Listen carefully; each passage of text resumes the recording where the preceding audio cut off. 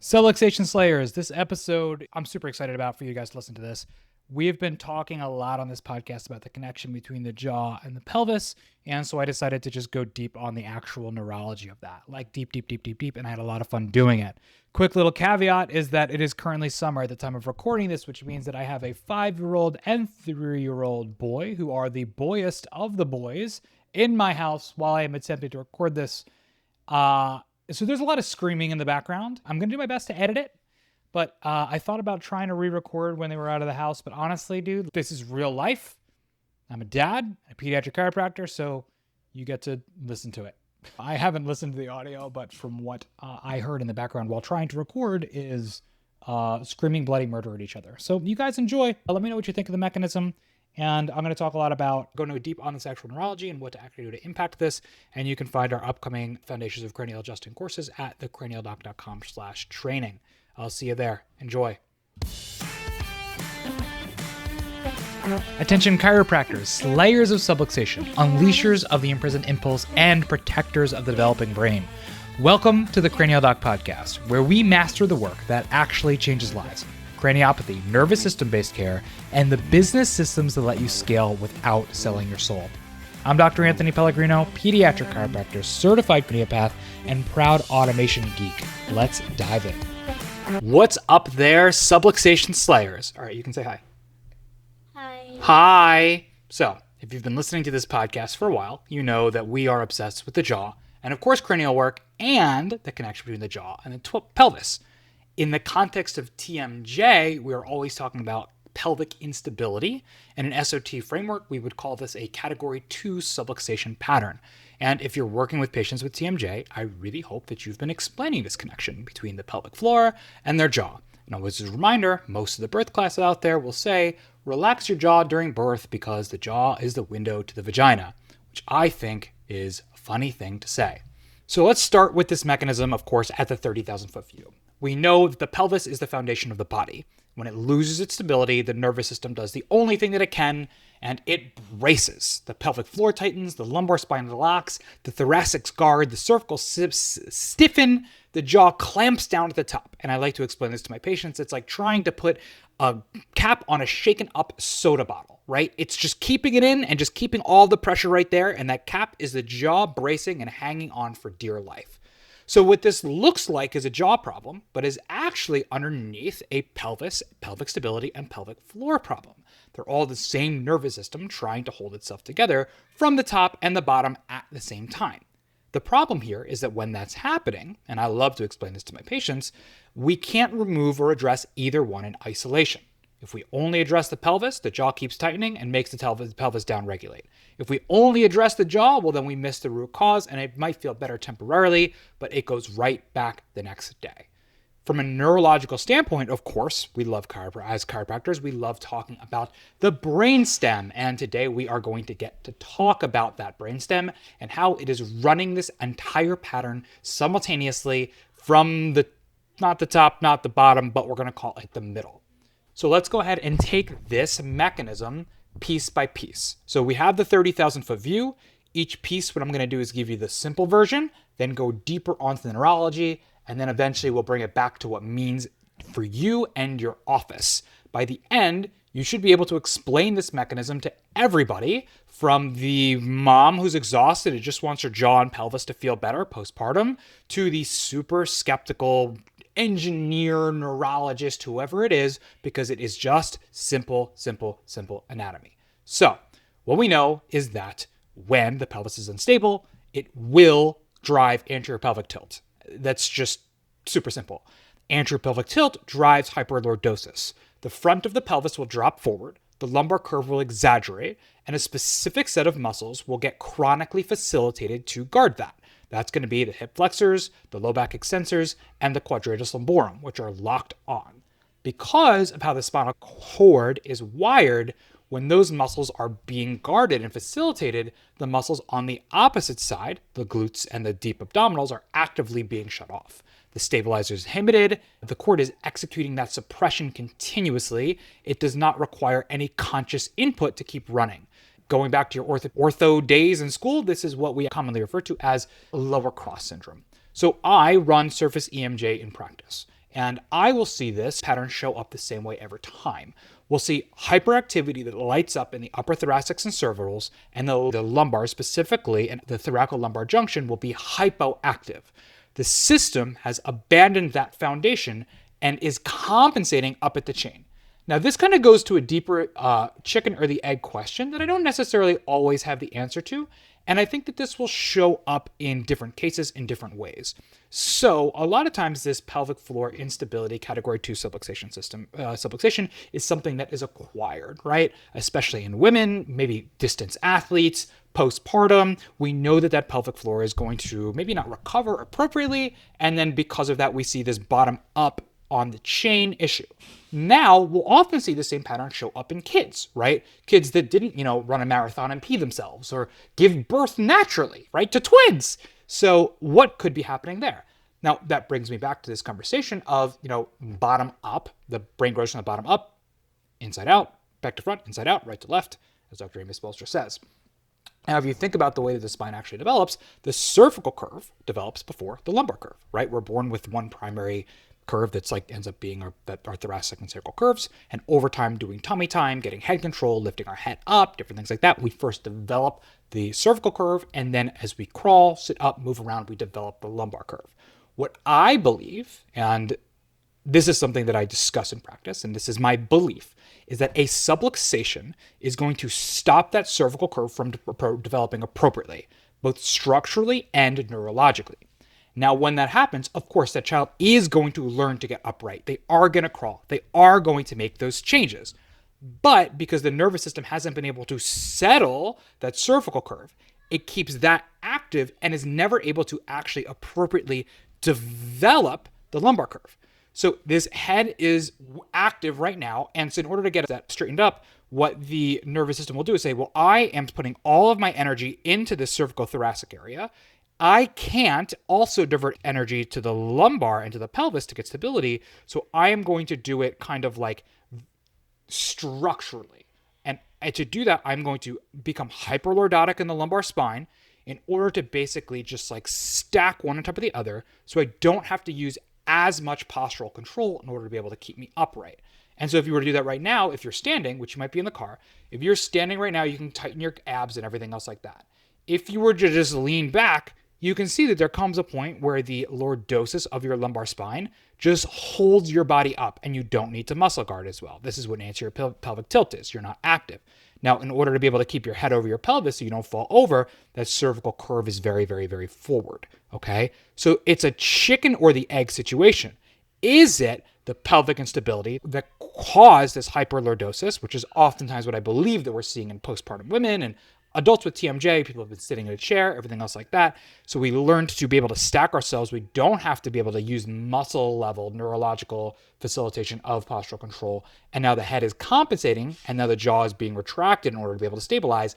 Or did the curve not develop appropriately in the first place? And so because of that, we weren't able to put our postural control to the lumbar spine. And then now because of that, we have this same pattern happening from the bottom up.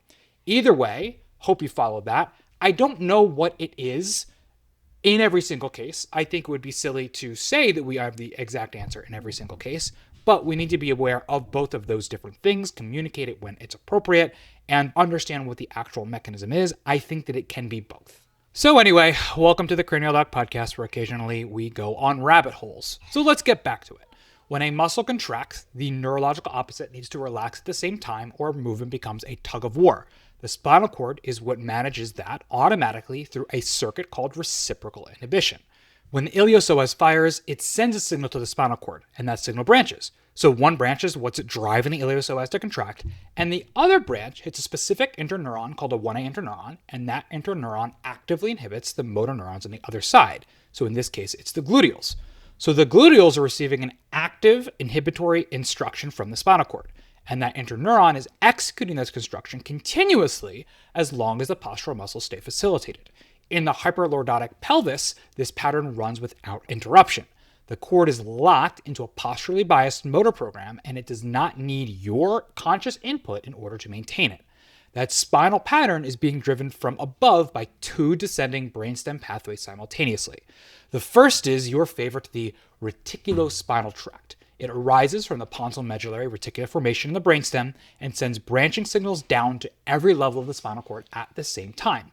The cervical, thoracic, lumbar, sacral, one command from the reticular formation changes tone everywhere simultaneously. When the reticular formation is in a high arousal or threat state, its output increases tone bias through the entire cord at once. That holds the pelvis harder. The pelvic floor braces. The posterior cervicals lock harder. The jaw clamps. All of them from the same source.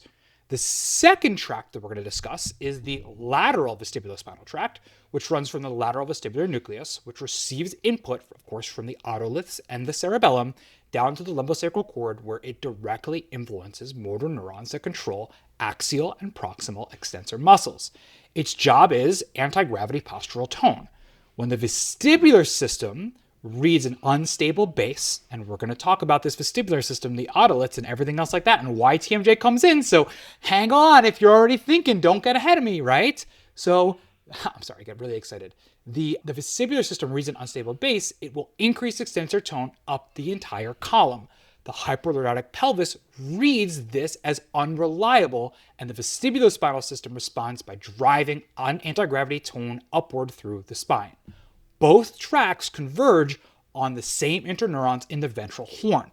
The spinal cord is receiving a two-source descending command to keep global tone elevated. The jaw and the pelvic floor are both inside that command, receiving the same information. The lateral vestibulospinal tract fires based off input from the otoliths and the cerebellum. The otoliths, of course, live in the inner ear, which sits inside the temporal bone.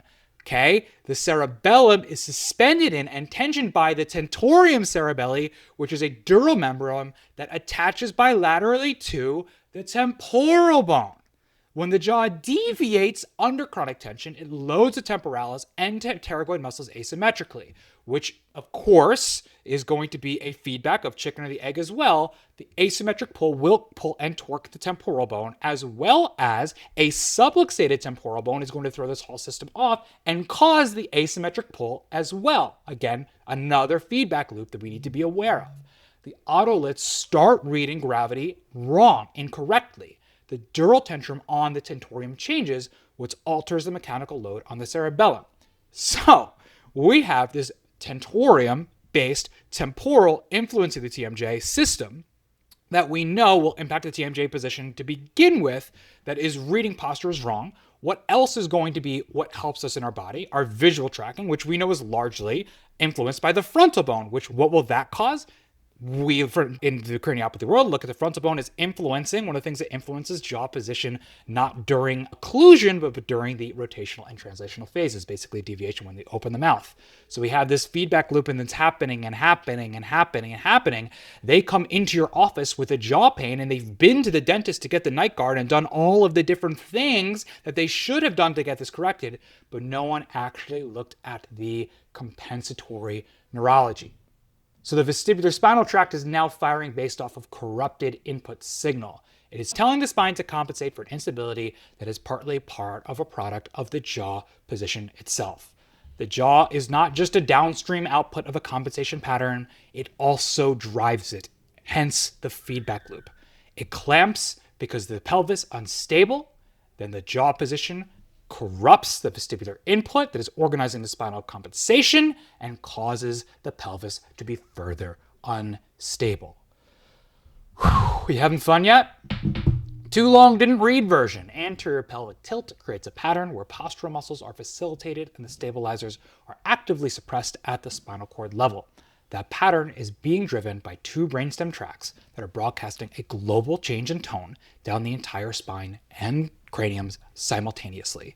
The jaw and the pelvic floor are both receiving that input, and you see it every week. The patient comes in with jaw tension, you find the sacrum locked, and the lower lumbar firing hot on EMG. Postmortem mom, whose pelvic floor PT has been working with her for months and cannot get the floor to release because nobody has looked at the cranium. Same patterns, both ends. This is why adjusting the pelvis changes the jaw picture, and why adjusting the cranium changes the pelvic floor tension. We are changing the reticulospinal broadcast that is running both. Now, if you guys want to know how to actually be able to do this appropriately and get amazing change here, check out the cranialdoc.com/training and get in our level 1, level 2 intensive hybrid online and in-person course so you can get to a state of excellence with this, help your patients better, and of course be paid what you are worth in the process. So let's cut to part 2 of the story. Guys, that was just part 1. I hope you're already having fun. So the nervous system, we of course know it uses sensory input to calculate what motor output is safe. This is important in Dysafferentation theory.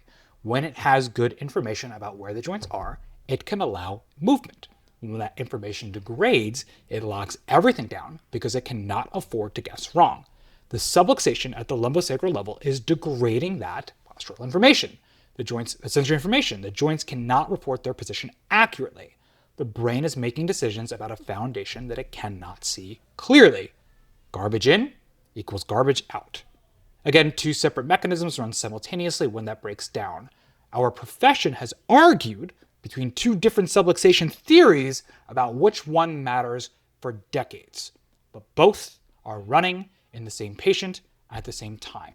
So we're going to talk about Core's postulates and segmental facilitation theory, as well as Dysafferentation, which of course is my favorite. So let's jump into it. The cerebellum takes descending motor command and compares it against proprioceptive and vestibular feedback in real time. It calculates the error and then adjusts the output. It is running that loop continuously. The basal ganglia modulate the gain on the output based on the learned postural programs. They are essentially asking, does this movement pattern match what I have learned throughout my life is actually stable? The motor cortex issues the descending command, but its output is continuously shaped by what the cerebellum and basal ganglia are feeding back into it. The spinal cord runs its own local version of this through interneuron circuits before any signal reaches the brain at all. So, when proprioceptive input is reliable, the entire hierarchy allows dynamic movement because every level knows where the joint is. When the subluxation degrades that signal, the calculation becomes unreliable at every level simultaneously. The cerebellum cannot correct this accurately. The basal ganglia cannot run a clean postural program. The motor cortex is working with bad data, and so the spinal interneurons are receiving noisy input. The response across all levels is the same. Lock everything down because the system cannot afford to guess wrong. Muscle guarding is the motor hierarchy doing exactly what it is supposed to do when the input stops being what it considers reliable. It is the correct response to bad data because garbage in equals garbage out. So one of the ways that I like to explain is I heard this story in the news recently about this publicly traded company who was having really bad metrics and they just tanked for a quarter. And it turns out that they were using their AI, they were doing all of their data analytics for their whole publicly traded, like thousands of person company by using AI to be able to analyze the data. The problem is that one of their API pulls was incorrect and the AI started fabricating data because they didn't have appropriate guards on it. And so they were making decisions based off the data that this AI was analyzing, but all of that data was wrong. So they were making the right decisions based off of bad data. And what happened? Their shit tanked, okay? So this is the same thing that is happening in this nervous system. The brain is making the correct decisions, right, based off of the wrong data. This is dysafferentation. The brain is receiving bad input, bad afferent signal, dysafferentation from a degraded position sense from the foundation of the axial skeleton. Every level of the motor hierarchy, from the cerebellum, the basal ganglia, the motor cortex, the spinal interneurons, is working with bad data. So the output is compromised globally. The whole system is guarding because it's lost its reference point. At the same time, there is segmental facilitation going on. The subluxation is read by the dorsal horn at that specific lumbosacral segment as an unresolved threat. The firing threshold of that dorsal horn neurons drop. They become hyperexcitable. Inputs that would not normally produce a significant response now do. And that sensitized dorsal horn segment sends an ascending threat signal into the brainstem reticular formation, and the reticular formation reads it as an ongoing threat from below and keeps the reticulospinal's output elevated. Go back to what we just talked about. It's the same mechanism being driven. It's the same subluxation with two different mechanisms happening simultaneously. Dysafferentation degrades the quality of motor or output system-wide, while segmental facilitation sensitizes the local cord and feeds a continuous threat signal up into the brainstem, further causing dysafferentated input. Now, in patients with ligament laxity, whether it's from chronic anterior pelvic tilt that's stress in the SI joint, postpartum hormonal changes, hypermobility, genetic changes, whatever, that means that the mechanoreceptors that are embedded in those ligaments are firing inaccurately or not at all. The proprioceptive failure is even harder to correct because the passive system that should be providing baseline joint position sense is structurally compromised. We see this all the time in our patients with EDS or hypermobility spectrum disorders. The collagen defect means that this proprioceptive failure is running at every major point simultaneously. In POTS, the structural laxity in blood vessel walls mean that the autonomic nervous system is already running with chronically elevated sympathetic tone before any postural change occurs, which is one of the reasons we need to be aware of this. We can get amazing change with these populations, but they do need to be worked with slightly differently because we have to recognize that this is happening, okay? Same subluxation needs to be approached slightly differently. Again, though, we don't need these diagnoses for this mechanism to be present. That is a clinical level of diagnosed level of ligamental laxity. We can't ignore subclinical ligament laxity. Ligament laxity is there, although it's not so great that they can bend their finger back to touch their hand, but it doesn't mean that it should be ignored. Postpartum or prepartum, prenatal SI instability that was never fully addressed. Hypermobility that no one's named yet. The label is just how severe the expression is, and the mechanism is the same. Let's go again. Let's recap. The subluxation at the lumbosacral level breaks at the proprioceptive signal that's coming out of that segment. When the signal degrades, two things happen. The entire motor hierarchy from the spinal cord to the cerebellum to the motor cortex loses its reference point and defaults to global guarding. Enter dysafferentation. And the dorsal horn at that specific segment sensitizes, drops its firing threshold, and starts sending a continuous threat signal up to the brain. Enter segmental facilitation. We could argue about which one of these theories is better. We can say one is right. We can say one is wrong. The answer is, like all things, both. Sometimes one, sometimes the other, sometimes none, but both. This changes about how we talk about what we do. When a referring provider asks what a subluxation is, the answer is not just the joint is stuck. The joint is producing bad level at two levels simultaneously, and that might be because of a hypermobility, not because it's stuck. At the brain level, the motor hierarchy has lost its reference point and is guarding globally.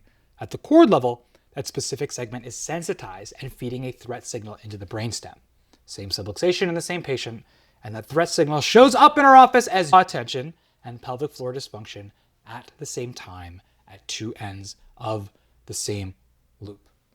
So far we have the bottom half of the story. Oh, guys, feel free to exit now. Okay? I'll drop the link again. The cranialdoc.com/training. Learn how to work with this, change the health of your community, dive deep on this stuff, and understand what to actually do with it.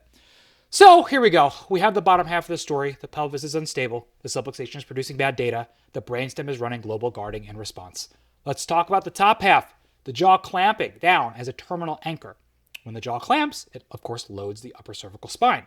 When the upper neck is loaded, it feeds its own signal back into the brainstem from above.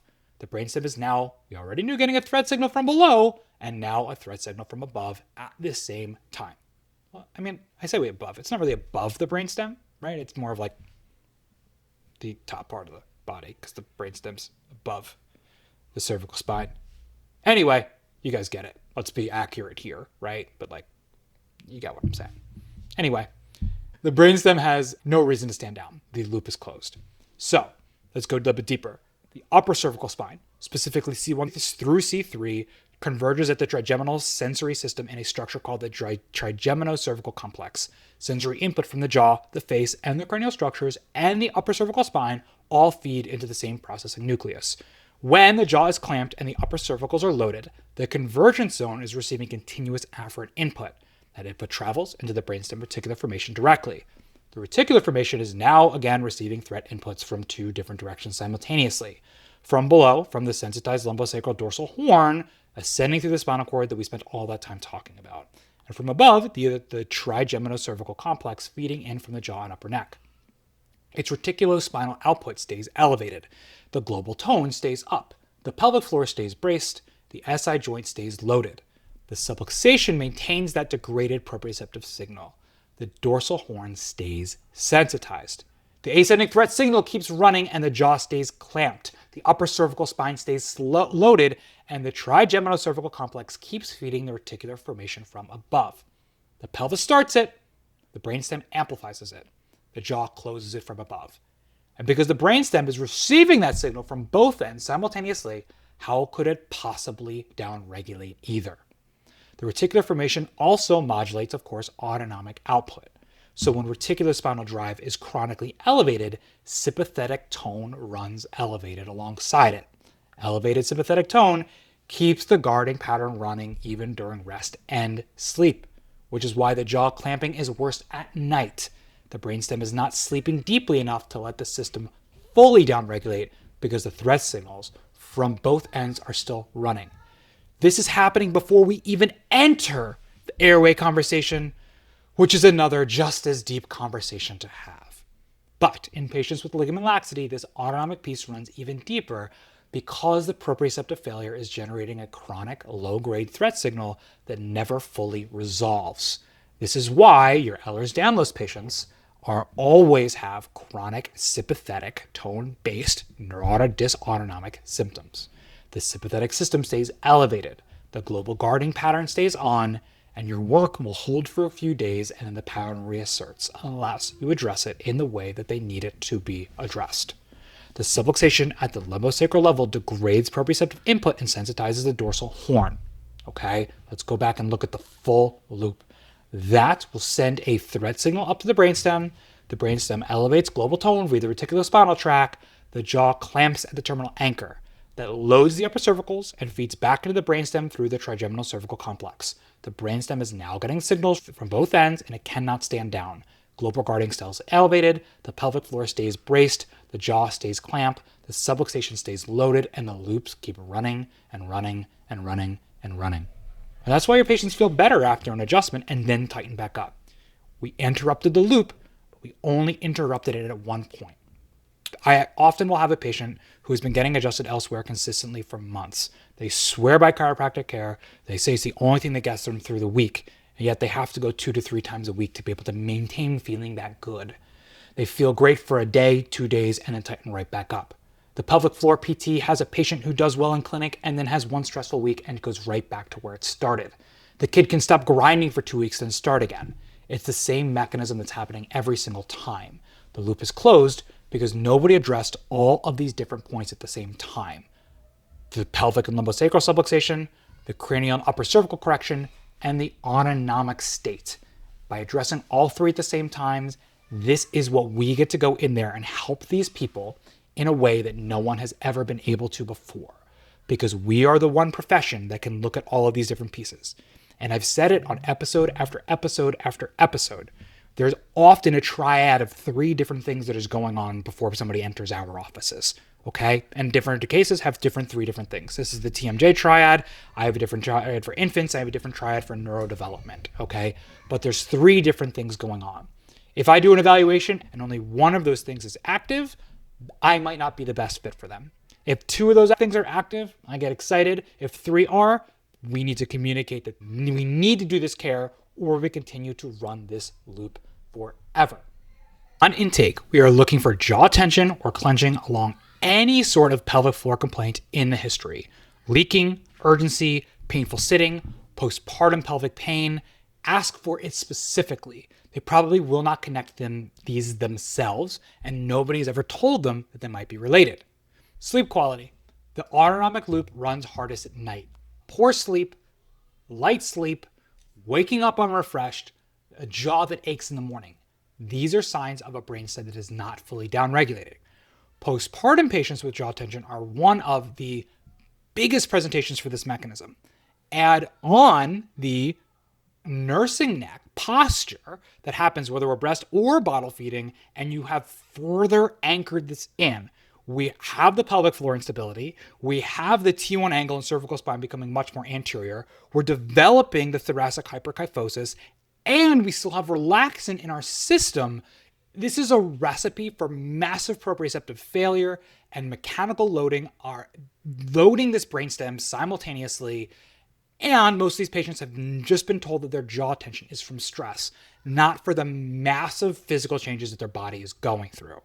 Kids with both jaw tension and bladder urgency or enuresis, you show me that, I'll show you a kid with poor sleep at night. That combination is more common than you think, and it almost always has a lumbosacral and cranial component system that no one is addressing, and airway with that cranium as well. That bedwetting kin is probably also a category 2 pattern unless proven otherwise.